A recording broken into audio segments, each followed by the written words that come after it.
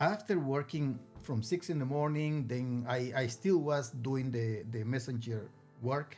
I will come back to my mother and I will cry because I I was a nobody, and I was focused first of all in making money, okay.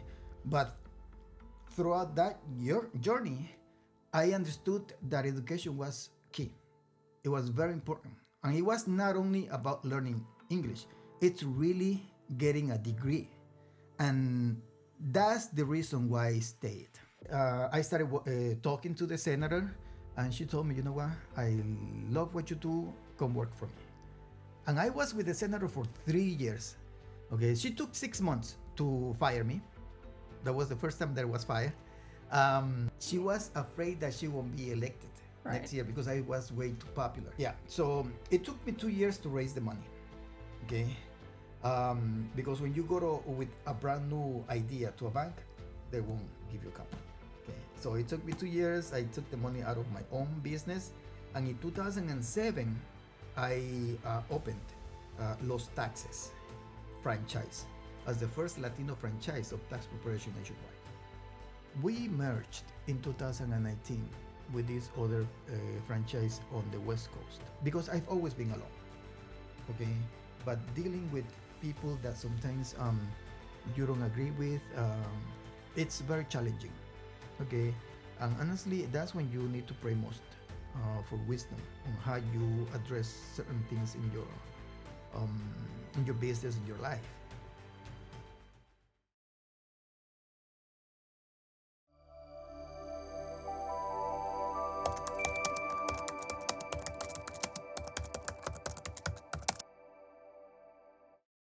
Welcome to the Laura Neuman Show.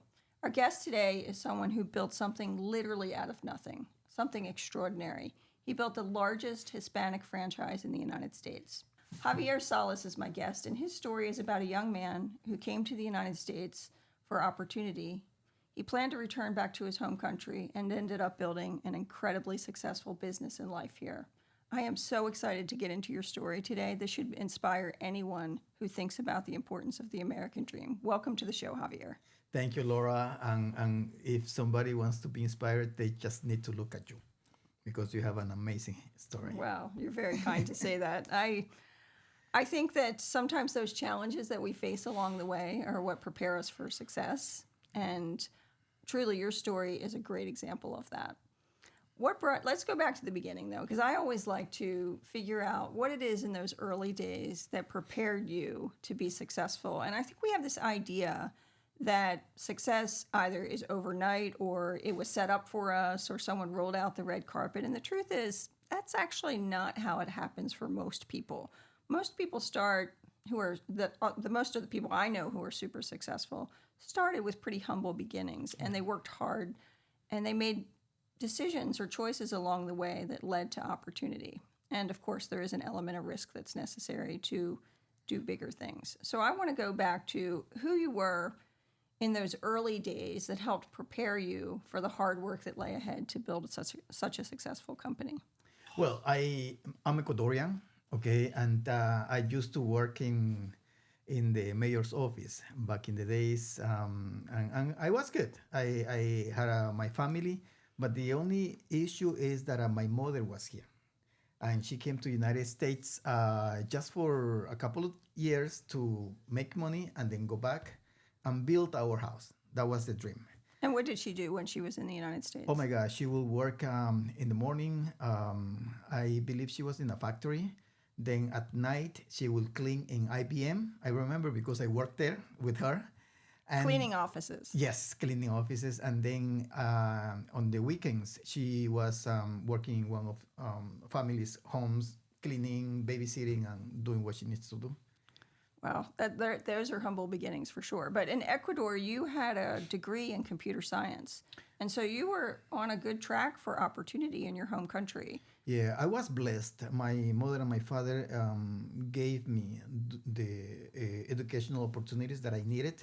And they always supported me because it wasn't only going to college. It was also doing extracurricular activities like learning English. I went to a private institute for 5 years Then I went to karate, all these things, to the music conservatory, and it was good. So your parents sacrificed greatly for you to have They opportunity. they did. We were not rich. We were very humble, but we had everything. Yeah. And you gave it all up to come to the United States. So I think a lot of people don't know that when you come to the United States, if you're coming from another country, you can have a degree there, you can have even a successful career, but you can't necessarily pick that up when you get here and continue on that path. That in fact, you have to take a giant step back. We spoke as a family, and we wanted my mother to come back because she went through a lot. I mean, she's a very humble lady, and she will never ask for favors. So every time that she will tell us that during the winter she will have to walk on the snow because she just didn't want to ask my cousins to go and pick her up. Uh, all those things, we didn't like it, and we decided that I needed to step up and come to the United States, and my mother will go back. When I came, I started working as a messenger, and then you feel alone. I was with my mother still, but everybody else was in my country, my friends, my girlfriend, and my boss. Everything was, it was a totally new system. And I really felt the spiritual need to go somewhere. So I decided to go to this night Catholic gatherings, and they advised me to go to take English classes there. But since I took already English, in terms of writing and reading, I was advanced. And the teacher told me, you wasting your time here because that's what I'm teaching. You need to go to college. So I spoke to my best friend, the one that I met him at those meetings. And I said, yo, man, let's go to college. I say, okay, let's go to college. And we made a decision and we went to. And I didn't know that I could bring all my credits from my college, and they will use them to reduce my The number of years. So you started all over again in college. From zero. So you had a college degree in Ecuador. You started all over, and you were in New York City. Is that right? Did you come to New York City first? I didn't know. I thought I came to New York City, but I was in Miami. And then I called my uncle to pick me up. And he said, "Where are you?" I said, "I don't know." I said, "Where's this airport?" And they gave me the name. But this is New York? No, you're in Miami. Oh man, I'm in Miami. Okay, let me see if I take a plane to New York, and then I can, because my family was in New York. Totally different place. So you worked in the restaurant. You're doing basic labor, stocking the shelves. Yeah. You're a messenger. I mean, a lot of people would be very surprised to know that those were your first jobs in the United States, but you built truly one of the most successful Hispanic-owned companies in this country. 350 franchises. I mean, that's quite a journey. Yeah. What do you think it is from that journey? What do you take from that experience to help our audience understand how that was possible, why you thought you could do that? It was not easy because after working from 6 in the morning, then I still was doing the messenger work. I will come back to my mother and I will cry because I was a nobody. When I was working with the major, wherever I will go, it was, hey, doctor, hi, I was a person. But when I came here, I was a totally nobody, that I was on people's way, that they will have to push me to keep going. Did you feel invisible? Yeah, and it was very uncomfortable. And my father would tell me, "What are you doing there? Okay, come back. You don't need to be there. You have everything here. You have your car. You have your job. You have everything." And I don't know. It was like I'm not gonna give up. I already came. It's not easy, but I'm gonna stay here. And I'm gonna prove to myself that I can make it. I can be somebody else. And it was not easy. What were some of the jobs that you had? Well, my routine was getting up at 4 in the morning, getting ready, taking the train to Manhattan, and then I would open the restaurant at 6 in the morning, from 6 to 2. around 2:30, this guy will come in the to the lobby and drop off the envelopes. So I will get the envelopes, go to the area in Manhattan, and So start the from delivery. 6 a.m. to 2 p.m., That was the restaurant. you're in the restaurant, stocking shelves, managing inventory. Yes. And then at 2 p.m., you'd start your second job, which was as a messenger. Yeah, the delivering envelopes. It will take me 1.5 hours, and then I will go to college in the Bronx. At 5 p.m. I will start, and we will end by 10 p.m. After that, I will go to my building where I was the superintendent. Where you lived. Yeah, because we were not paying rent, and we had with my mother a studio, but the deal was that I had to clean, make sure that there is that the hallways were clean, the garbage was picked up and put outside, and I will go to sleep maybe by midnight. Okay, that was my daily routine, and then weekends, it was either Burger King or McDonald's. So let's just review that for a minute for our audience. So you were up at 4 a.m. to get the train into the city, New York City, worked from 6 a.m. to 2 p.m. in the restaurant stocking shelves. At 2 p.m., you started your second job for the day, which was as a messenger. Then you would go to college for several hours, go home and do your third job for the day, which was as superintendent in your building. Go to sleep by midnight and start again at 4 a.m. Oh yes. And then work 1 or 2 jobs on the weekend. Yeah, because I was not doing anything on weekends. Did you have My any fun? friends Did you were- have any fun? I'm just. I I did. think that you have to I get that. I worked 3 jobs throughout my 20s. Also, well, I think you had actually 5, but I worked 3 jobs throughout my 20s, and I did stock shelves.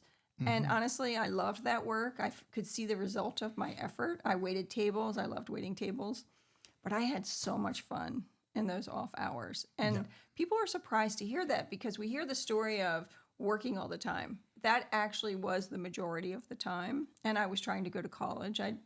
Same.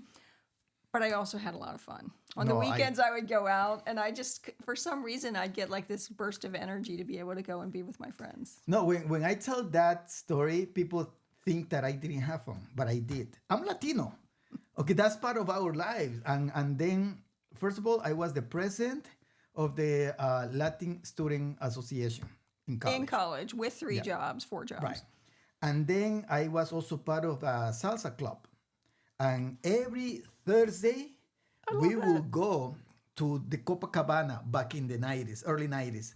And it was Thursdays, Latino nights, with a salsa band and all that stuff. And it was usually from midnight to 4. Okay. So when did you sleep? I won't. I will go take a shower and then go to the restaurant. That was, and I don't even know how I did it, but it was when I was young. I think we could do that when we were young. Yeah, when you're young, you do a lot of crazy stuff. But and then on Fridays again, I will finish my. Usually on Fridays, we were done with school by 8. It was early, so I will go sleep something and then get up again at 4 in the morning. But yes, I will have good time. And on the weekends, you worked at Burger King or McDonald's. Yes. Because on the weekends we will go to my cousins. They were in Tarrytown, upstate New York, and they were working during the day. And I told my mother, what we're gonna do here? Let's just make some money, and then at night when they come, we have a good time, and that's what we did. So help our audience understand, I want to understand what you learned during that phase of time, that phase in your life. That period was really meaningful because it set the foundation for your future. But I also want you to help our audience understand the meaning or the value in that experience during those years, because the truth is they were really hard. They were. And I was focused, first of all, in making money. Okay. But throughout that journey, I understood that education was key. It was very important. And it was not only about learning English, it's really getting a degree. And that's the reason why I stayed. And I didn't go back after 2-3 years because I wanted to get my degree. Okay. And then once I got my degree, as a president of the Students Association, the president of the college took me to these events with Latino legislators and in Albany, and I loved what they doing. So I ended up my last year putting together a huge event, which was the luncheon in recognition of the Latino women. Okay, and I brought the first Latino senator elected in New York State, the first council member elected in the I think she was from Rhode Island, the first public advocate in New Jersey, Latino for public advocate in New Jersey, the first president of any college or university in the United States. So I put together 6 very well recognized women. And I did it to really let all the students see how these ladies became important. Leaders. So you were in college when you did this. So you wanted to create a conference where you brought together women leaders who were good role models for the students. That was it. I wanted the students to see how these role models made it, so they will follow. Okay, and it was good because after that, I one of the senators gave me a job. So you did this to like do something meaningful for your college community, and because you showed up, because you were present, because you put yourself out there and took a risk, it ended up turning into a great job opportunity. It did because she saw my leadership skills, putting all that together. I did it basically by myself. The administration didn't believe that I was gonna pull this out, and they didn't really get involved. But I did it. I started talking to the senator, and she told me, you know what? I love what you do. Come work for me. And I was with the senator for 3 years. Were you nervous to make that kind of change, or were you excited about it? Of course, I didn't know anything about politics. So she had a beautiful and huge library. So I would work in that office from 9 to 5. But after that, I was in the library until 10 p.m., learning how a bill becomes a law, the different stages of government, federal, state, local, all the departments in the state, because I was a community liaison and I was supposed to help the constituents. So I needed to know what each of the departments in the states do so I could help them. That's a level of initiative that we don't talk enough about. I mean, honestly, we don't. We always think that, but they were lucky, they were in the right place at the right time, or maybe they had the right connection. The truth is that you created that opportunity by putting together a great event for your school community. And once you had the chance to do this new job, you spent the time, your free time, understanding the requirements of the job, understanding how government works. I had to, because when you are an elected official, oh my God, you can do so much for people. I wasn't the elected official, but I would just pick up the phone and say, hi, I'm calling from the state senator, this, and I need this help with this constituent. Oh, of course, no problem. What you need? It was like this.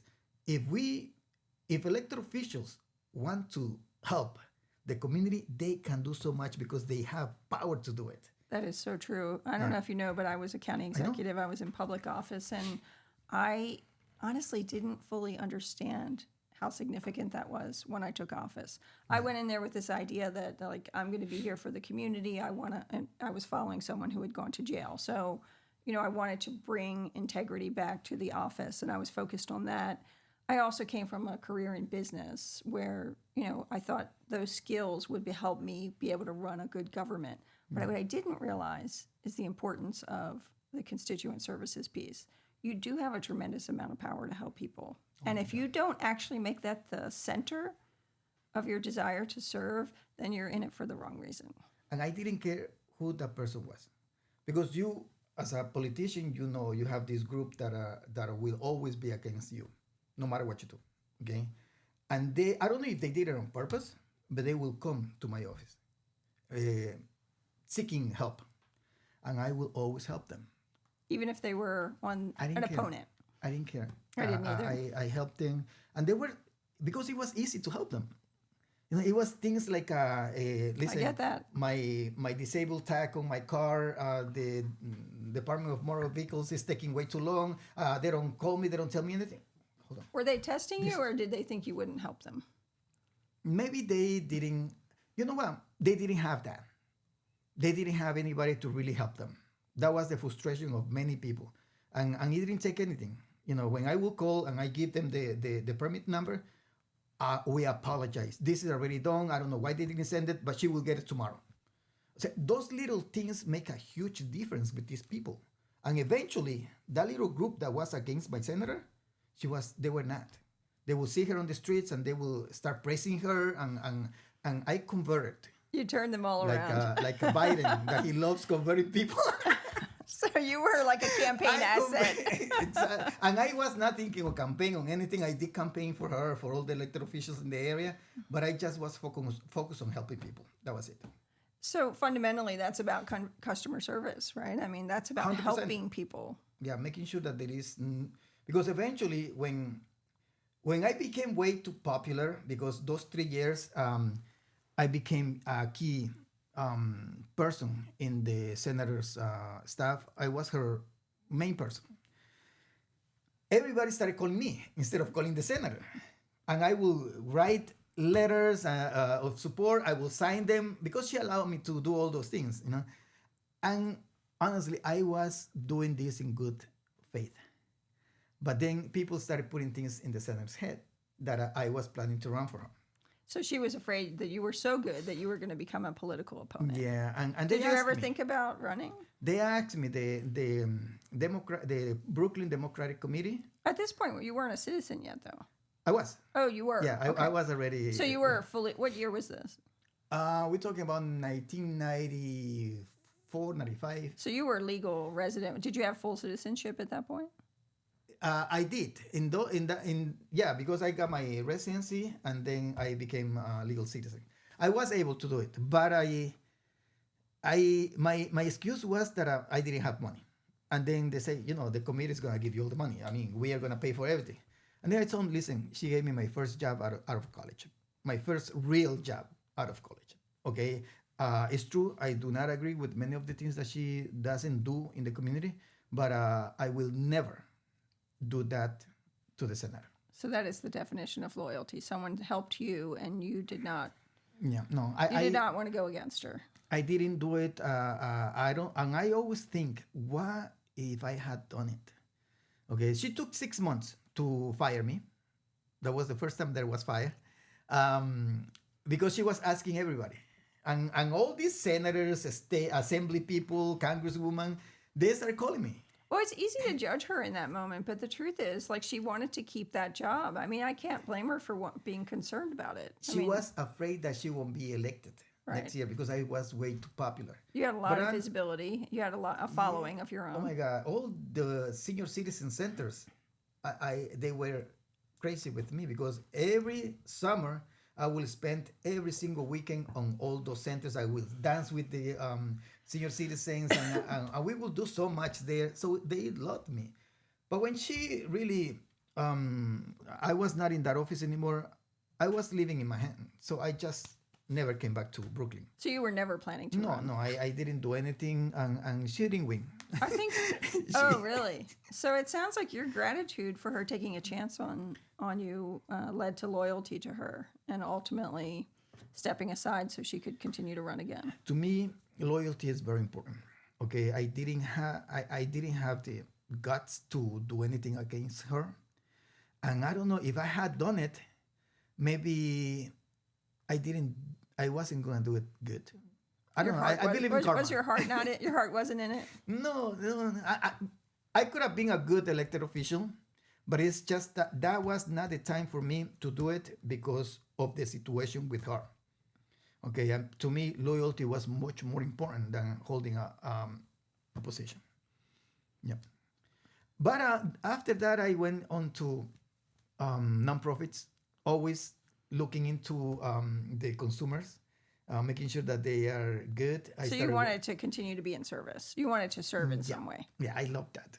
And I was in a nonprofit, and I created the homeownership center to help any homeowner that was facing foreclosure. And again, I had to learning everything about real estate, mortgage companies, title company, the role of the lawyer within the transaction, to fight with them, so I can help my homeowner to keep their homes. Okay. Okay, so I think that's a really we've touched on this a couple of times. I really want to emphasize this for our audience because again, you're in a new opportunity, a new position, and you spend your free time doing the research and figuring out how to be more effective in that role. Oh, yeah. That's And I will important. tell you, I have a friend who is a very, very successful real estate lawyer. And we were talking one night and we were at a concert and he made the comment that, people don't see the 80 times that you drafted something, a legal brief. Yeah. Instead, they see the final product, which is the brief, right? But they're missing those 80 drafts before that. And if you want to be really good at something, you've got to work at it over and over again, and you have to put in the time to do the research. You have to study. Honestly, you have to prepare yourself, because how I'm gonna fight for someone when I don't know what I'm supposed to do with the bank? I mean, what are the different loss mitigation packages or options that you have? So I had to really spend my time with the books and learning everything. In a different language than your native language. Oh, yeah. How hard was it to read some of those legal documents and books? Well, remember, I already took English and I used to read. But it's not easy to learn a new language. And it's not only immigrants, people that were born here and work for me. I have to correct a lot of the things that they write. And so it's Okay, that doesn't totally surprise me. it's, I guess, the level of education that really, and those are people with bachelor's degrees, and I learned everything through there. I learned how to create a podcast on YouTube. Yeah, I mean, anything that I need, let's go to YouTube. The equipment, the studio. Everything. Yeah, I think that's called a growth mindset, though. And you have a growth mindset. You're always willing to learn. Exactly, and you don't need to depend on anybody to come and teach you, because that's what I see when I speak to young people. Say, oh yeah, I'm gonna get into a course. I need to register for this. Say, bro, just go to YouTube, put there what you need, and you will get a nice video that will teach you what you need. But you went to college. Do you think that it's a worthwhile investment? I did go to college, and I still believe in education. I still believe in degrees. And if you have a hobby that you love doing, don't forget your degrees. I mean, it's really nice to have your bachelor's degree. I was pursuing my master's degree, but then my office started growing a lot that I couldn't. I mean, I needed 2 more semesters and I would have had my master's, but it was just my office started going crazy. How did you afford college? I mean, you had a lot of low-paying jobs in those days. I don't spend money a lot. I'm not crazy. I don't gamble. I really know how to manage my budget. Even now, I mean, I see a lot of people that spend money on brand new cars. I don't go crazy doing any of those things. Did you go to community college or I state did. schools? No, I first went to community college. I got my associates in liberal arts because I didn't know what to do. I knew that I didn't want to take computer programming because it was hard. I mean, in Ecuador, I will go to my college from 8 to 8. And it was all day writing all these codes. And I said, I'm not going to do that here. I have no time to do any of that. So I just got my associates. Then I went into banking and finance. And then I wanted to get my master in community development because it was from the nonprofit that sent me to this program in New Hampshire University. Terrific. That's a very inspiring story. So we didn't talk about where you lived when you first got to New York. What was your first home? I went to the Bronx for a few months with my uncle. And then we went to Manhattan, to that studio where I was the superintendent. A studio apartment? Yeah, it was a studio. I was with my mother. My mother would go You and your mother shared a studio apartment. We would sleep on the same bed with my mom, always, okay, until she went back to Ecuador. Because we couldn't afford anything else, okay? And then in college, when I was the president of the association, we had a lot of events. My mother was the first one on my events. So she was always with me all over the place. She was my inspiration in doing all the things that I've done in my life. That's wonderful. Yeah. I have heard that quite a bit. I didn't have that kind of relationship with my mother, but I have found for a lot of people that connection and that support made all the difference for them. That's really inspiring. It makes me Yes. want to be a better mother. Oh, my mother is my queen. She lives really nice in Ecuador, and nobody touches my mother. That's wonderful. So she's still with us. Oh yes, thanks That's God. wonderful. My father passed away 13 years ago. Did he come to the United States too, or He did did. he stay the He whole did. time?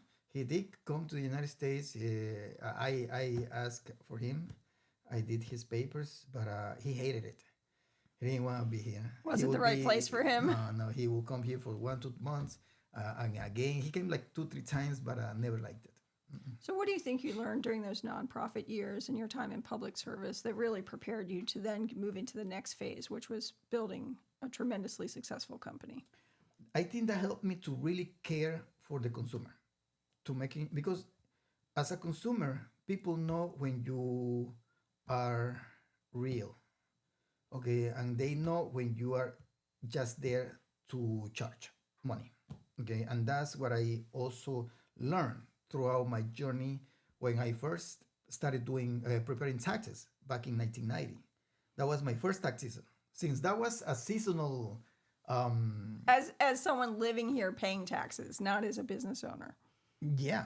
So how did you learn how to pay taxes? How did you learn how to fill out the forms? Well, when I came to my uncle's apartment, we got in the mail this publication 17, how to prepare your taxes. in English. Oh yeah, and I started reading and I liked it. So I started filling this out, following all the instructions. I will go to the post office because all the forms were in the post office, and I started doing that. Was it So an easy form or a regular tax it was a form? 1040. Because I still have my 1990. You're right. tax it was form. 1040 easy form. No, I did the same thing. I loved reading those forms back then. I liked it. It was a challenge. It was just like a puzzle, making sure and then going to the tax table and which one is the tax bracket. I liked it, and I started doing my first tax season was in 1990. I did it for my uncle, for my mother, for my friends, and I kept doing it because it was only during tax season. Okay. For no payment. You just did it to help just them to out. yeah, but then when I moved out, and we were with my mother in an apartment, then a lot of people started coming, so I started charging. But So it was word like got out in the $40, community. $50 back then, and people. I had a small office, and people would come to my apartment. But I liked fighting or doing my best to make sure that they get the biggest refund. You're making sure that I really learn all the As any good tax regulations. guy should. Yeah, all the credits and you qualify for this credit. You know what? How old is your kid? I mean, do you pay childcare? All those things. I just wanted to make sure that they get the biggest refund. And once I was sure that they got that, I would say, "Oh, give me $40." I say, "Are you sure?" Yeah, because money was not important. What was important for me is to make sure that they got the biggest refund possible. So you were focused on customer service, but I think it's also important to understand that we have this idea that like you have to have the perfect circumstances and the stars have to align to build a company or to start a company. But you started this company out of a studio apartment that you shared with your mother. And when you say office, you're talking about a little table in the corner. Oh yeah, I mean, people were on the hallway. I put some chairs there and only 2 chairs in here because it was a closet, basically. That was it. But in year 2000 is when I opened my first office in Brooklyn. 10 years later. Yes. And I started filing taxes. And honestly, it was such a good feeling because the refunds meant so much for these people. A lot of people will cry because they didn't pay rent for 3 months. And that was, a source of income for them. Another lady, oh my God, she really went crazy, crying. I said, "But what happened?"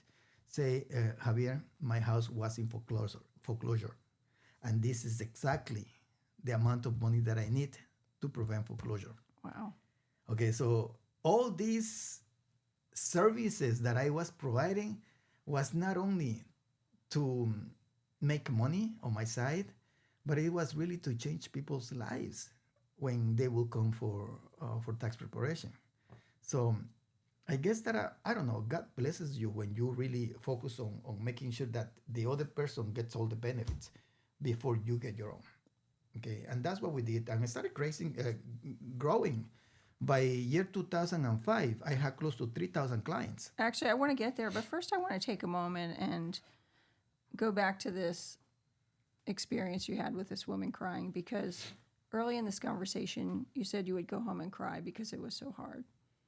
Now you have a customer who's crying because you've changed their life. And I just think that is so important. When I was building a company, I've told people this when I go out to speak about it. I've never said it on the air, so here goes. But it was so hard that I would go home and cry at night. And I think people are surprised to hear that, because when I was in the office, I was strong and I was focused and I was, standing up to my leadership role.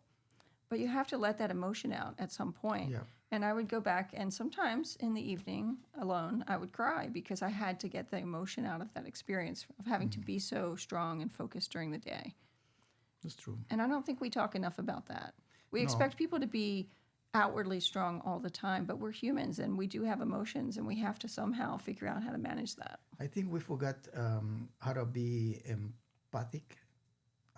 Sometimes our empathy, it's not shown because people believe that it might be a sign of weakness.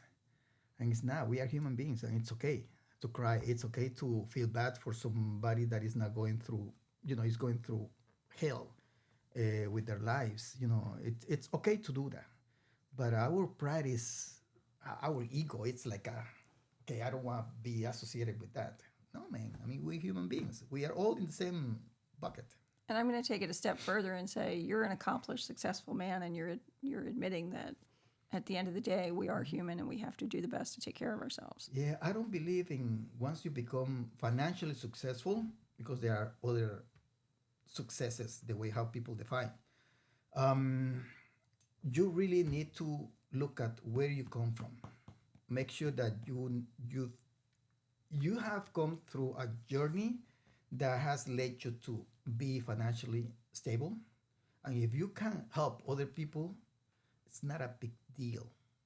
Sometimes we spend much more money on Starbucks than helping someone that doesn't even have food on their homes. I'm just curious, as someone who has built a company, where do you think this ability to feel emotions and express your emotions and your thoughts and feelings, how does that factor into the journey of success? Like for me, I think that that's really critical. I don't think you can actually white knuckle your way to success. I think you have to be fully in who you are each step along the way.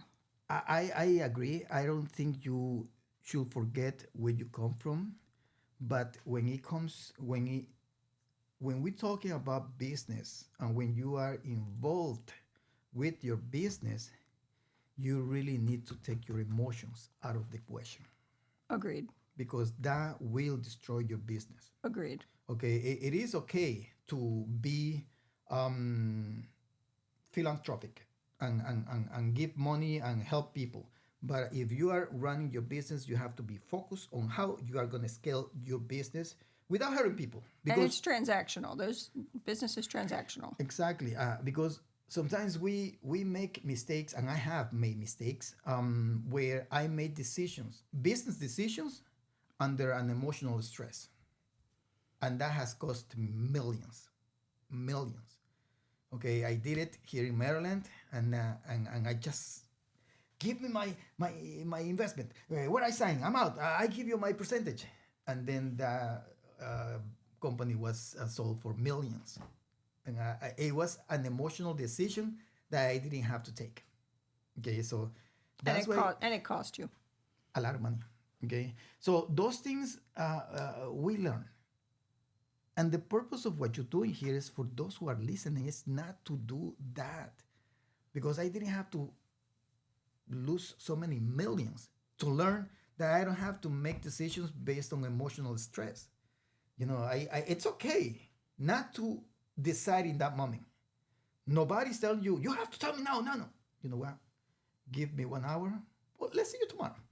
We'll talk tomorrow, okay? Once we come back, you're gonna chill, you're gonna relax, think, have some coffee, and then you're gonna come back with a cold mind and continue your business. So the emotion is for home, and 100% the straightforward negotiation is for the office. for the business. Right. I think that's great because you're not avoiding either one. You're saying they're both important. They Right. are.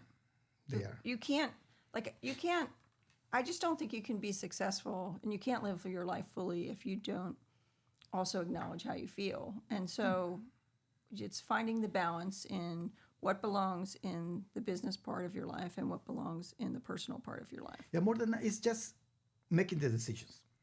That's where I don't think you should just allow the emotions to take over your decision. I'm with you on that. I'm very matter of fact in my decision making in business. Exactly. I found myself in a situation similar to yours, where I was leaving a company that I had built, and the investors had asked me to renegotiate the terms of my ownership before the transition took place. And so I did that to get the company funded. But then I said, look, this has been my role in this company, and I think I should walk away with my equity. And the truth is that I had to make that request very matter-of-factly and from a business perspective. And ultimately, they said yes. If I had been emotional in that request and in that negotiation, I don't think I would have had the same outcome. Exactly. But there were times that I had to let my emotion out. I just did that at home. And that's okay. I mean, honestly, I'm not saying you don't have to be emotional. You need to be, because you are a human being. We are human beings.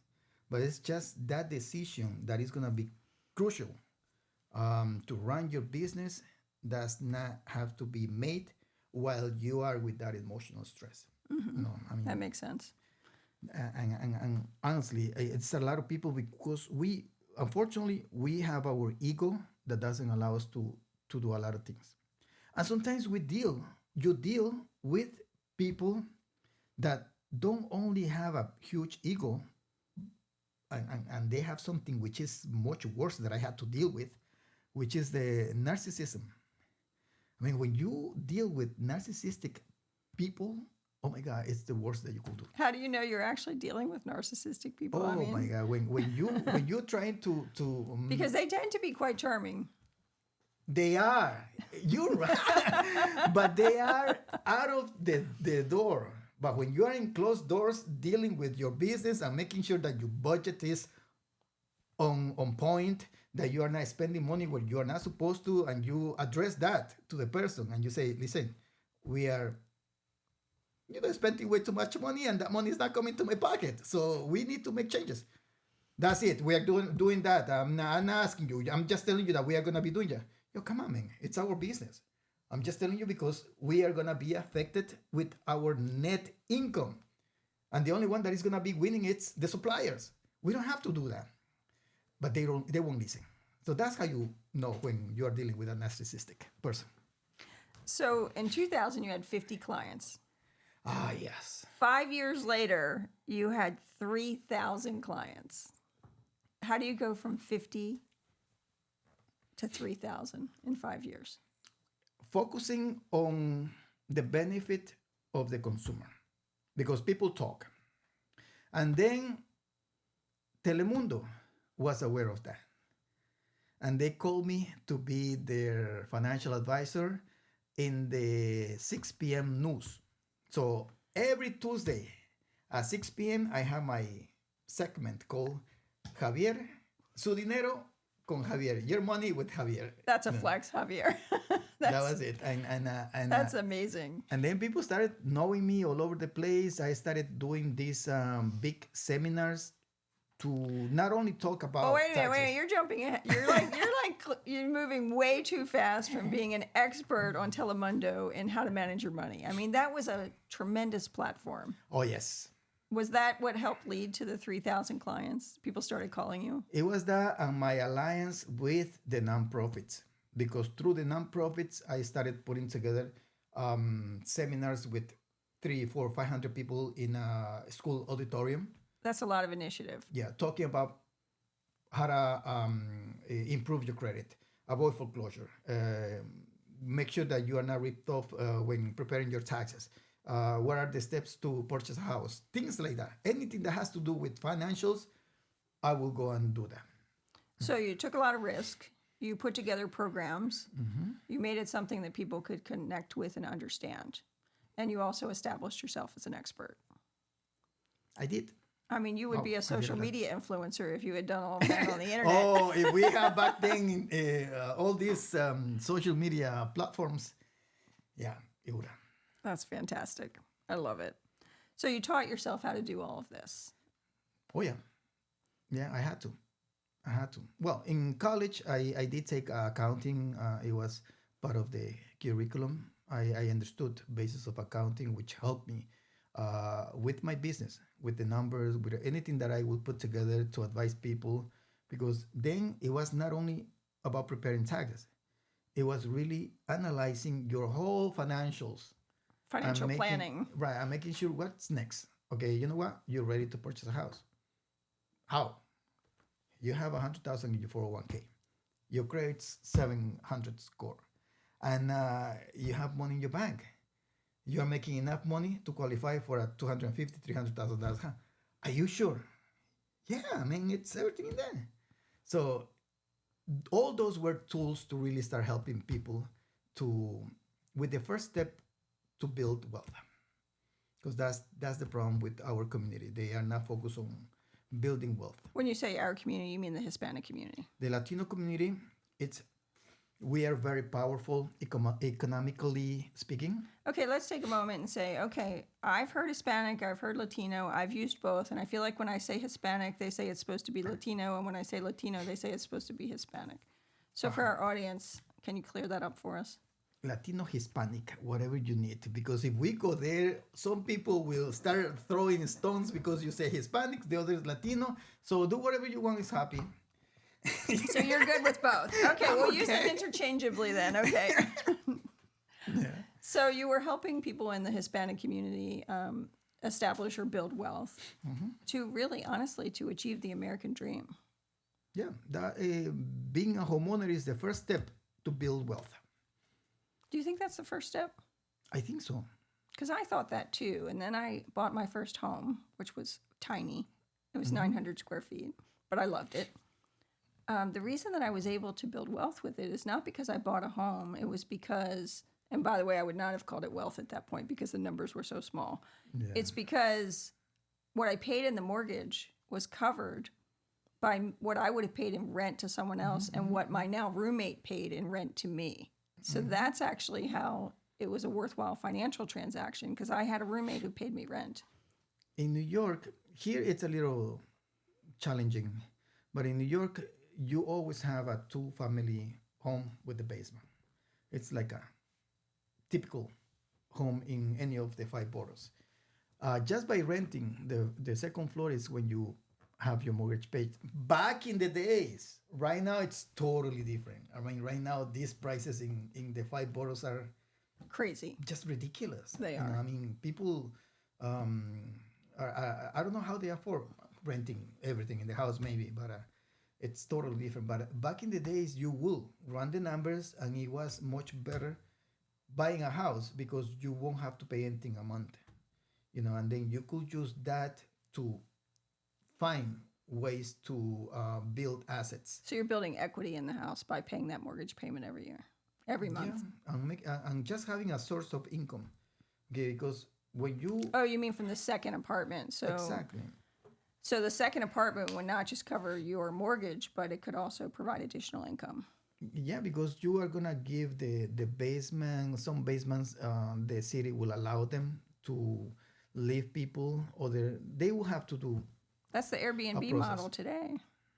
And in New York, Airbnb is not allowed. No, it's not. No. Yeah. That's true. But it is. I mean, right now, you have to rent the basement. But you can do a long-term rental there. Yeah, you do. More than 30 days. Yeah. Got it. That's amazing. So you were a financial planner. Were you a certified financial planner? No, and that was my disclosure before Of anything, course, I understand. Yeah. But you were helping people build wealth. Yeah, I knew and all the steps that they needed to take to purchase the house, to start building assets through additional sources of income. Okay, because even right now, so many people start complaining that they don't have enough money, but they don't really do anything else to get additional sources of income, and you could do it. Do you agree with the statement that you don't get wealthy by making a lot of money? You get wealthy by understanding how to manage money. 100%. Because you could make little money and still have money left because you know how to manage your money. But I've seen people that are rich, they are wealthy, and they are always broke. So it's not really about how much money you make. I it's honestly how can't you disagree manage. with that. I've seen that too. So, how did your life change when you started to build this company? And when did you know that you were truly successful? In 2005, I went to this, I always been affiliated to the National Association of Hispanic Real Estate Professionals, which was nationwide, very successful model. Okay. And I went to one of their conferences. And as part of the marketing session, the, the presenter started talking about your audience. When you start building your business, who is your audience or what is your audience? Because it could be an geographic area, it could be a female, a gender, female, male, or it could be community. In my case, the Latino community. Okay, and I was already focused on the Latino community. I was doing so many things in the Latino community. My market was that, and at that point, I said, you know what, I'm gonna build something nationwide. Okay, I started looking to see if there was any Latino franchise. There was nothing of tax preparation and accounting. Any association of tax professionals, and there was nothing there. So you had a main office in Yeah, New York, in New York, in and you Brooklyn. had 3,000 clients, and your thinking was, okay, this is done. This has been successful here. How do I take this national? Yeah, how can I take that model that I built and give it to other people to do the same nationwide? So you built a Under one franchise brand. operation. Yeah, so it took me 2 years to raise the money. Okay, because when you go with a brand new idea to a bank, they won't give you capital. Okay, so it took me 2 years. I took the money out of my own business, and in 2007, I opened Los Taxes franchise as the first Latino franchise of tax preparation nationwide. Okay, so I went on the streets. I started recruiting franchisees. I was knocking doors and presenting my model that nobody knew, nobody experienced. It was something brand new. And obviously, the first people were friends that will just trust me because there was nothing to back up what I was saying, just Yeah. my success. But I think you brought up a really important point, though, is once again, you created a framework. You created a model that Yeah. could be replicated. And I think that's so important because, it's one thing to be successful. It's quite another to figure out how to make that success into something that's scalable. Yeah. So to be scalable, you had to create a framework for the next office. And how many offices franchise The offices first did you year, I started with 7 offices. You had 7 franchise offices the first year? So the 2008 tax season, we were 7. That's a rough tax season to start with. Oh my God. And I was the only staff in the franchise. I was doing technical support. I was working in my office because it took me a while to separate the practitioner, the technician, from the administrator. Okay? Sure, Because of course, I was because you were invested still in it. doing taxes. But I had to take that hat off and become a franchisor to start, managing the franchisees. And that took a few years to learn. Did you have a personal life while you were doing this? How did you manage Well, remember, having... this is only tax season. So in tax season, nobody has a life. There's no such thing as a life during tax season if you're No, running a tax franchise operation. So in December, I will do my training, teaching them how to prepare taxes. It was a tax preparation course, and then installing the software, setting up the software, teaching those people the software. So everything I was doing it by myself back then.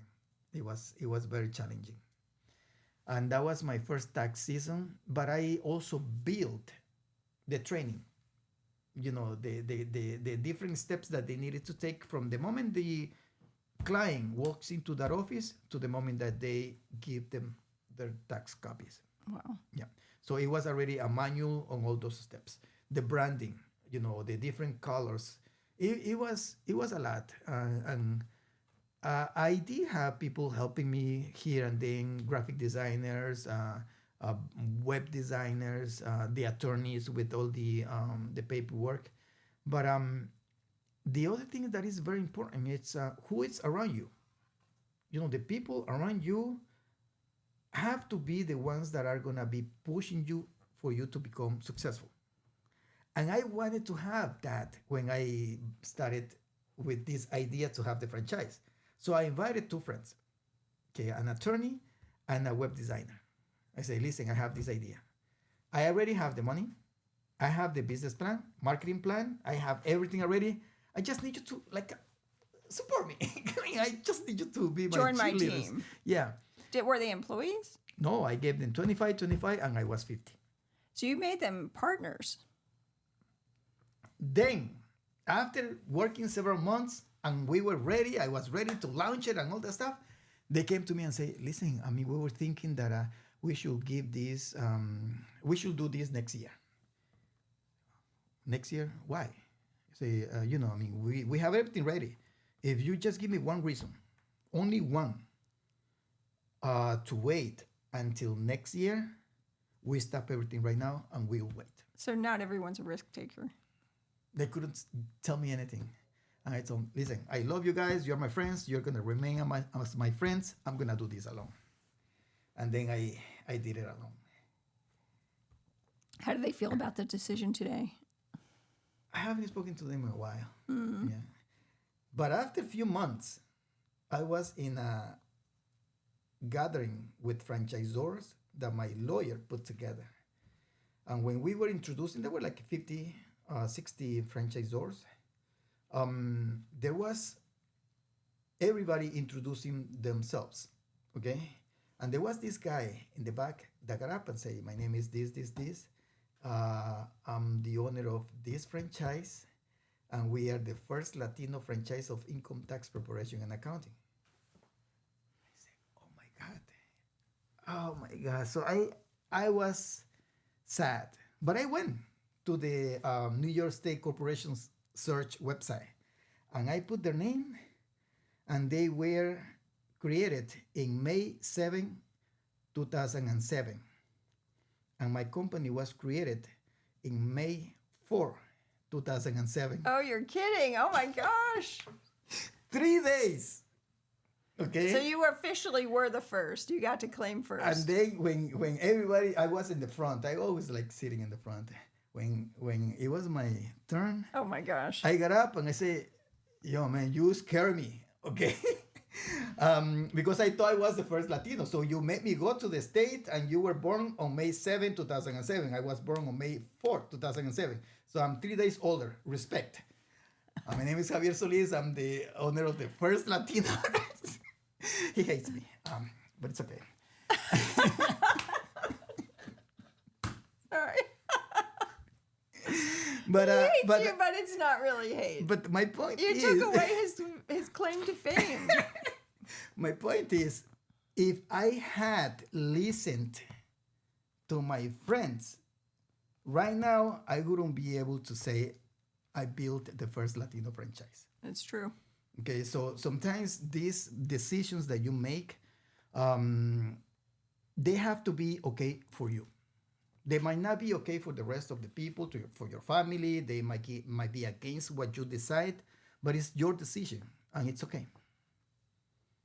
I love that story. Do you feel comfortable sharing about your personal life? I know you got married and Oh yes, because you that married a will. beautiful woman, I mean, resilience. inside and out. Resilience is everything. We have to be resilient. And my first tax season was nice, 2008, and I was married to the love of my life. I love that woman like you have no idea. And we moved to Maryland, okay, after living in New York. In December 2008, we went back to New York to have to spend the holidays with the family. While you're building this company. Yeah, and then also doing my training with the other franchisees that were added to the network. And she started having this headache, okay, in December. So we went do tests, and she had a huge tumor on her right side, the side of an orange. That's how big it was. Oh my goodness. Could you see it or was it internal? I did see it when they removed it. But you couldn't see it before they Oh operated. no, because she was normal. She was fine. And then it was just that day that she had a big headache. When we went back to the doctor, it was around 22nd, 23rd of December. The doctor was really scared, and they had the room prepared for surgery. They just didn't find the neurologist. They were calling him, and he was nowhere to be found. When he finally showed up, he called our doctor, and he started asking her on the things, to do certain tests while she was there. And then she was fine. And he's like, you know what? We are not going to do your surgery now. You seem to be okay. We will do it on January 4th. And did you have children? No. When we decided to have children, 2 weeks later, this is what happened. Okay. Everything's in God's hands. Such a setback and so difficult to process. Oh, yeah. So that Christmas and New Year's Eve were the worst holidays that we had for the family. She was Dominican. Okay, so Dominicans are so happy. They have parties for anything and everything. And that was like a funeral home. Everybody was crying because she was the life of the family. She was very happy and will dance. And so we did that. When they removed the tumor, the doctor told me, you know what, this is a malignant tumor, stage 4. Love your woman because she will be with us for 15 months. Oh my goodness. So it was like I couldn't process it. How do you process that? I was with my attorney friend. She was there. And I was like, what's he talking about? I mean, I didn't know. I mean, it's almost like you didn't hear that. No, it was like he was talking and everything was just going through me without me understanding what was going on. And it was January tax season. So I had to go with my laptop to the hospital. I was doing technical support to my franchisees, and I was with my wife during surgery. Then when she came back home, I was in the morning, run to the office for a couple of hours, come back, but always with my laptop to make sure that I was helping my franchisees. Okay, because it was a very tragic reason, but they had nothing to do with this. It was business, and they trusted me with opening the franchise under my brand. So, but a lot of people would have been undone by that. They would not have been able to keep going. Why do you think you were able to do that? Yeah, some people still judge me, I guess, because I just wanted to be realistic. If I was going to the hospital, I was not going to do anything. Because but I also think it was like a way to take your energy and put it towards something productive. Twice a week, we will go to do chemo and radiation. And it was a few hours in the hospital.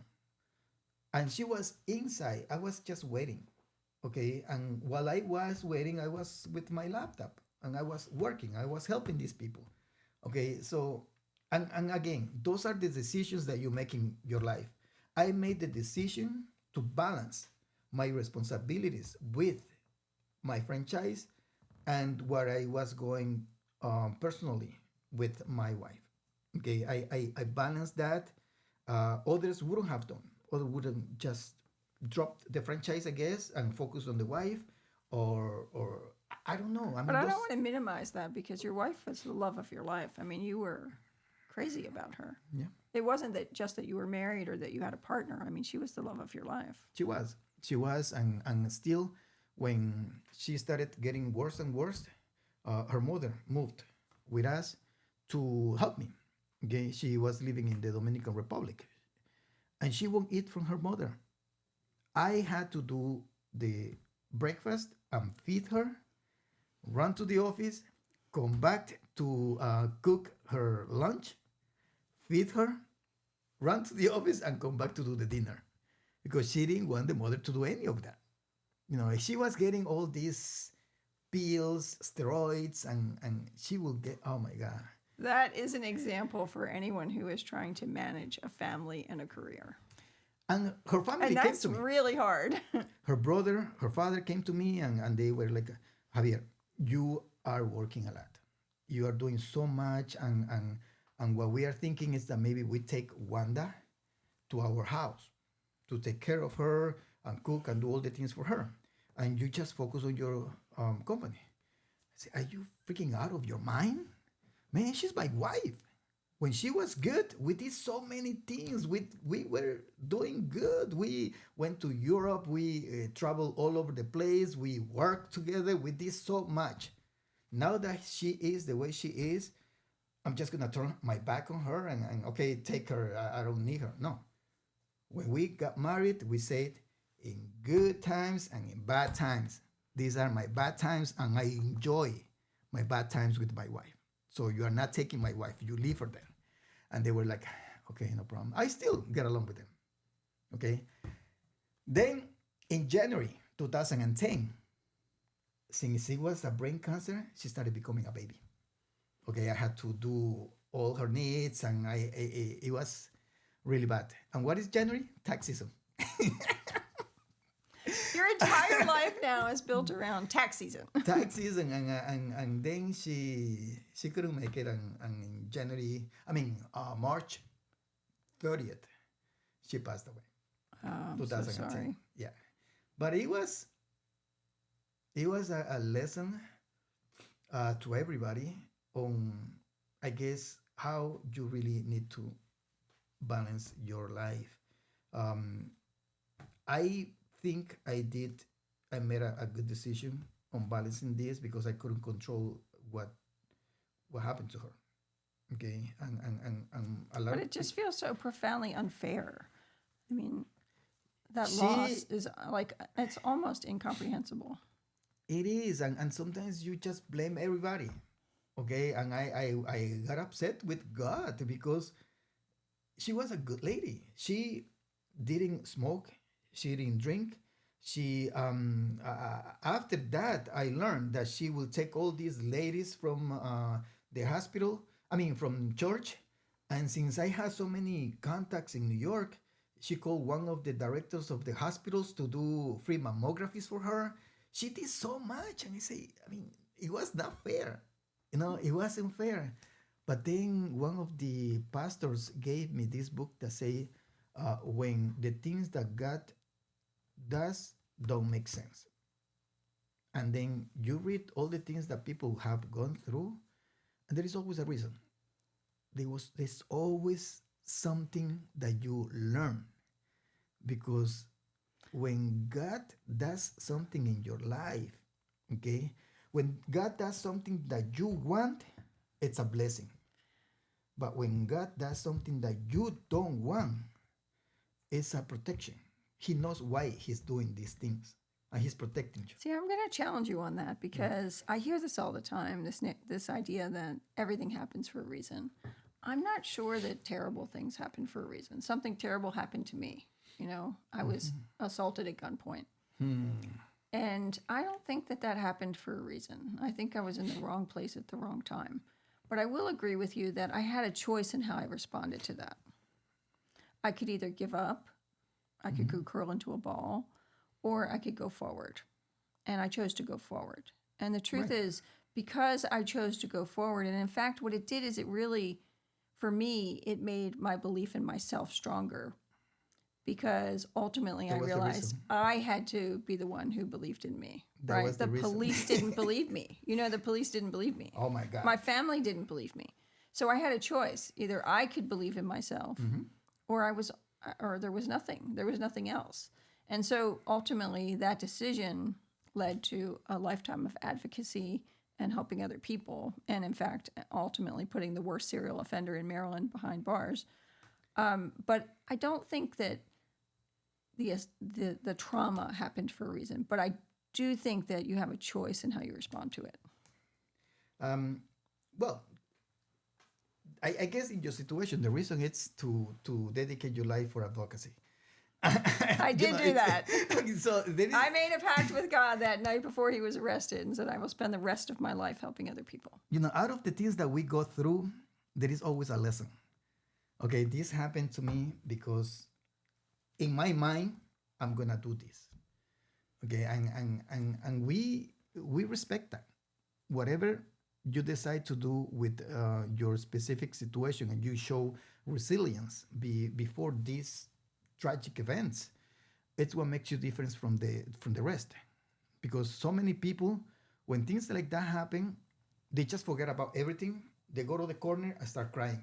Why this happened to me? Why this happened to me? And they don't get out of that corner. Well, it's a fair place to start. The question is, how do you get from there to what's next? So how did you do that? How did you recover and It was continue not forward? easy. It was not easy. I went to Ecuador. I was there for a long time with my family. When I came back, I came to her tomb, and a lot of times I will criticize people that commit suicide because they are so So stupid. you went to the cemetery. Yeah, they are so stupid. How they are gonna do when life is so beautiful? But when I was there in the cemetery with my wife, I was so upset that she left me. Okay, I was really, really upset, and at the same time, I was sad, and I missed her. That if I had a gun in that moment, I would use it, because that comes to your mind like in seconds, and in those seconds, you could do a lot of stupid things. But at the same time, I felt like somebody smacked me in my head and say, "What are you thinking? What are you doing?" Was that the ghost of your wife? Yeah, and I think I asked God and her. Maybe the For- guardian angel, not the ghost. I asked her for forgiveness, and I promised them that day that the word depression will be taken out of my dictionary. That was back in 2010. And since then, I never felt depressed. I've gone through a lot of things. Now, recently, I went through a lot of personal, emotional things, but never depressed. Sad, disappointed, very disappointed with people, especially people that you trust, people that you care, but never depressed. Because I think that depression is what takes you to do stupid things. So what do you do in those moments when you feel really sad and it could turn into depression? How do you get yourself to a better place? You need to start getting surrounding with good people, people that care about you, not people that just are there when you are in good times, when you are doing good. My pastor is like my father. I love him. He's been with me since mid 90s. And every time that I need something, he's the one that I called, and he always have a wise advice for me. So I follow a lot of things that he tells me, and get busy. When you are not busy doing something, a lot of stupid thoughts come to your mind. Get busy, start something crazy. Have a purpose every day, Yeah, do something. something that gets you out of bed. Yeah. I love that. So how big did your company become? How many franchise locations did you have? Right now, we merged in 2019 with this other franchise on the West Coast. Since then, we started expanding across the nation. I don't regret having done that. Um, there have been, because I've always been alone, okay? But dealing with people that sometimes you don't agree with, it's very challenging, okay? And honestly, that's when you need to pray most for wisdom on how you address certain things in your business, in your life. I don't think that we can do this alone. Never. I mean, every time that I give advice to people, don't think that you can do it all. You always need a spiritual push to kind of be confident that you can go through the problem that you are facing right now. And it's always been with God. I mean, I always say, talk to Him and say, "Yo, skinny guy, you better come with me, man, because I know I'm not gonna be able to fight these guys on my own. So I need you to be by my side." And then you kind of feel stronger. And even when I go on airplanes, I say, "Are you comfortable?" I know you have a fat person next to you, but you So need you to don't come feel next like to you're me. walking alone. I'm never alone. Okay, well, I have a news flash for you. I'm pretty sure that if that God is standing next to you, that's a female, not a male. Because women give life. I'm just saying.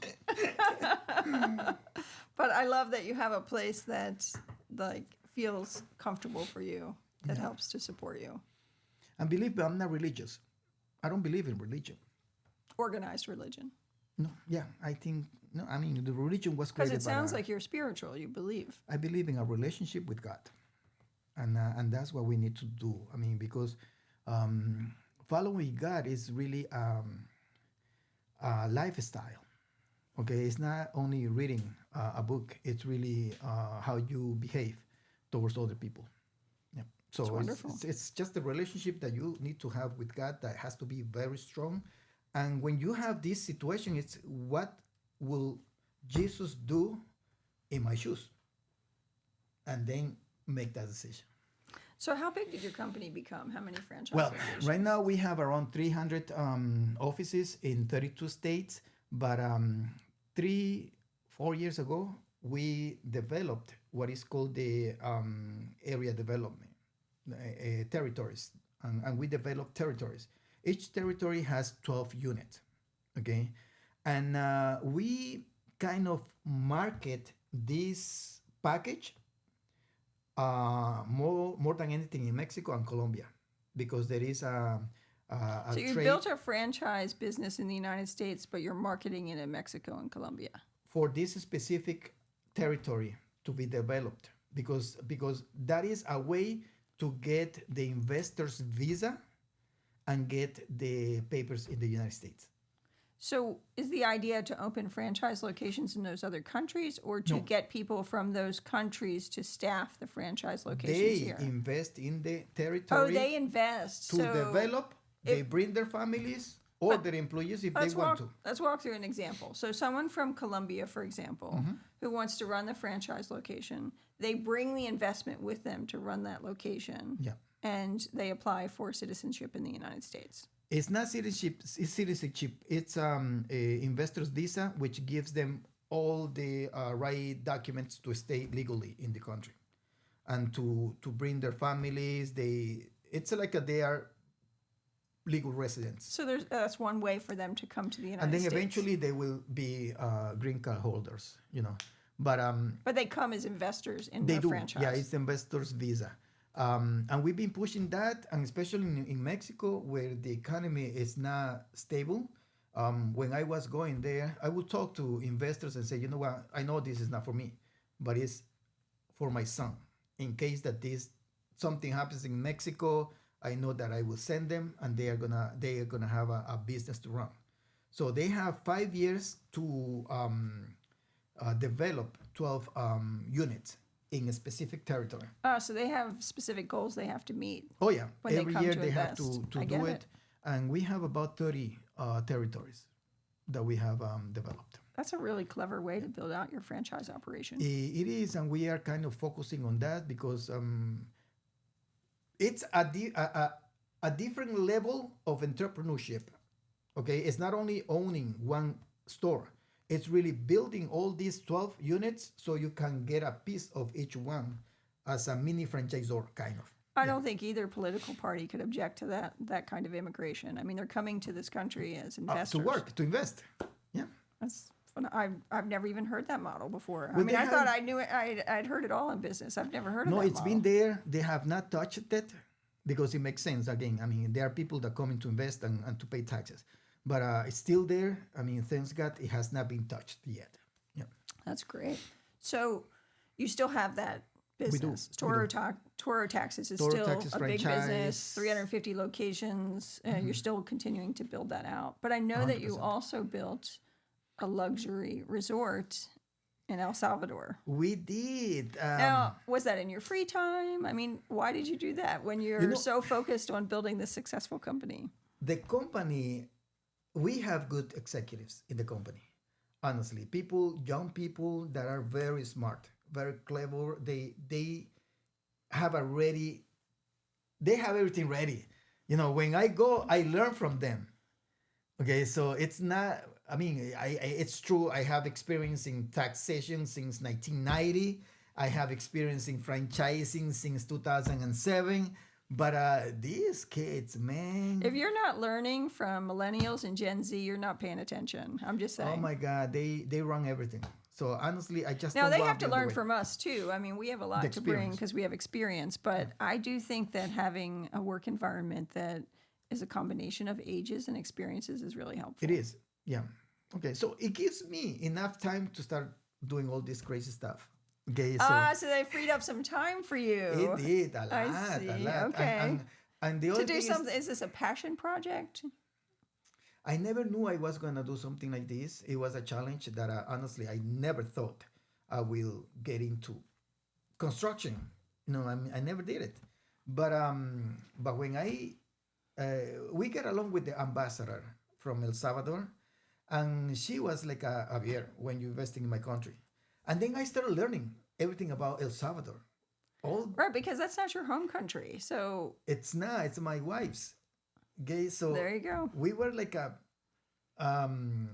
looking at how the El Salvador gave this huge change, and the president, what he did since 2019 when he became a president. I mean, that was the number one crime country in the world. It was really, really bad. So from there to have the safest country in the whole continent, it's huge. But there is some controversy about his tactics. The and way how he's doing it, how he it went is. about it. It is. It is. There is a lot of things, and again, everything is politics. Politics over there, politics over here. That I just want to stay away. But from a business perspective, it made it a really good investment opportunity. I mean, you wouldn't have invested in El Salvador 10 years ago. Oh my God, not at all. Because especially where I built Mariposa, which is Mariposa Beach Club is the name of the place. Where I built it, it's one of the most beautiful beaches, the 20 best beaches in the Latin American area. I've seen it. It's beautiful. And I talk to people in there. I always go around. I try to get along with everybody there. All the guys that work in Mariposa, they are from the locality. And they told me that before, nobody would be able to go in there. It was like a closed doors beach where the drugs will come here and nobody was allowed to come there. Okay, so that's why people don't really know about this beach in there, but it's beautiful. Okay, and I wouldn't have. You're right. I wouldn't have invested if the country was not the way it is right now. Yeah. So Now, I heard a rumor, though, that you recently sold this investment.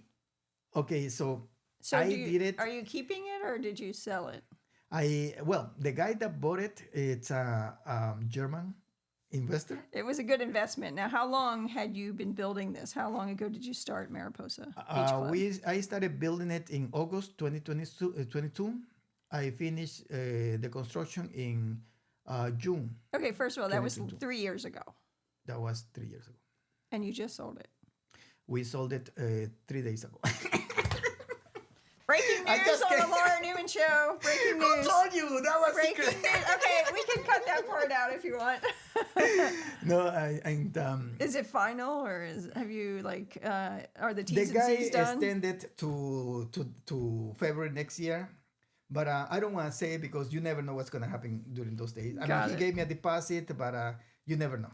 Got it. You never know. Okay. So Yeah, you guys are going through the process of him evaluating the investment. He bought it. I mean, we have the contract already bought it, and he is supposed to pay me a certain amount back in February. It was good because I put it for sale for 5 million. I spent like 2.5. I put it for 5 million. We sold it for 6. Pretty good investment. It was good. It was really good. I mean, return on investment in only a year practically when we finished. So you're going to add real estate mogul to your resume? Luxury resort builder. It's the best right now. It's the best beach complex in El Salvador. That's Yeah, wonderful. it's really nice. So what's your advice for entrepreneurs starting out today? Don't give up, man. It's not gonna be easy. Nobody says that building a business it's a nice journey. It's a lot of things that we went through. Or others, I mean, some people get it really bad. Others, not that bad. I mean, you still struggle. You still have to go through a lot of things. Just get This out is of. what I say to my kids. No one gets everything. Everyone has their challenges. No one gets everything. So some things you might be better at or stronger at or more naturally comfortable with. And those are different than the next person. So at the end of the day, you have to acknowledge or accept that everyone has their challenges. Yeah, and How do you get through them? I think that each person is built with this little thing in here that pushes you to move on. And honestly, I'm an activist.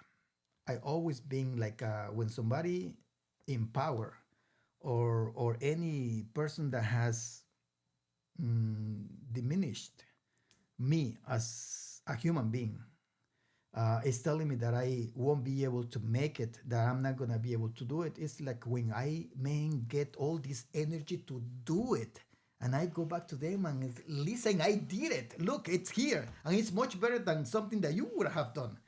So it's I guess that little thing that you have that motivates you to really get things done. And in order for you to do that, you really need to get out of that comfort zone. I've interviewed a lot of people now, and I hear this. I've heard this concept over and over of feeling self-doubt at the same time that you believed you could do it. And that's what it sounds like. You had that, like, go ahead and challenge me, and I'll prove to you that I can do it. I did that all my life. I did in the restaurant with the chef that will hate all immigrants. Okay. And I came back after 2 months that I left that job. I came back in suit with my card. And I told him I work for the state senator. Anything you need, just let me know. I mean, he was, you working for the state senator? You know, those little From things. stocking shelves in that restaurant. Those little things, it's a challenge for me to just make sure that I get to that point. And I put myself those challenges, and I have to do it. And when I started building Mariposa, when I started doing it, and I already put a lot of money in there, I knew that I didn't have to stop. I had to finish it. Okay, so I went through a lot, asking for money because I used all my savings, and that was a challenge. I never asked for money. It was not easy. Okay, but then I knew that this was the end result. You trusted yourself to make the right decision. Yeah, I just follow my guts, I guess. Yeah. You know, I love that. And always without hurting anybody, you know, because that's the worst thing that you could do. If you are trying to be successful by stepping on people, it's not gonna happen, man. When you act in bad faith, you are not gonna prosper. I mean, and it's just I don't know. You have to be a good human being, and you will be blessed. You will have what God has for you. And it has to do about your heart. I mean, sometimes, we tell people that we do this, or I'm a nice person, I'm a good human being, but then only God and you knows what you have in your heart. Nobody So you're else. saying the starting point and the ending point is being a good human being. 100%. I love that. It has been such a pleasure to speak with you today, Javier. I mean, honestly, I think your story is incredible. And I appreciate the privilege to share it. And I appreciate being able to share it with our audience and that they take the time to listen because their time is valuable too. But I will say this. I ask all of my guests to sign the guest book before they leave. This is very special to me. I've had this guest book for 25 years now. Wow. And if you would do me the honor of signing and also dating that you were here, you can do it anywhere you want. You can pick this page. You can, in fact, if you want your own page, you can pick your own page. Oh my goodness. Whatever works for you. But I am thrilled to have you here and to be able to, honestly, it's a privilege to be able to share your story. I need a book to write so many things about you. You're The so things that funny. I know, Laura, thank you. I really appreciate what you're doing with this, because people need this. You never know if somebody that is going through what I went through back in the days, will take this and kind of motivate himself to face what he's going through. It's huge. You're a role model. You did a great job not giving up and being an inspiration and helping all of us believe that anything is impossible. Anything is possible. Nothing is impossible. So thank you for being here. It's just really been a joy to be with you. Thank you. Thank you for joining the Laura Neuman Show. Woohoo! Are we done? I don't know. Are we done? You're the boss.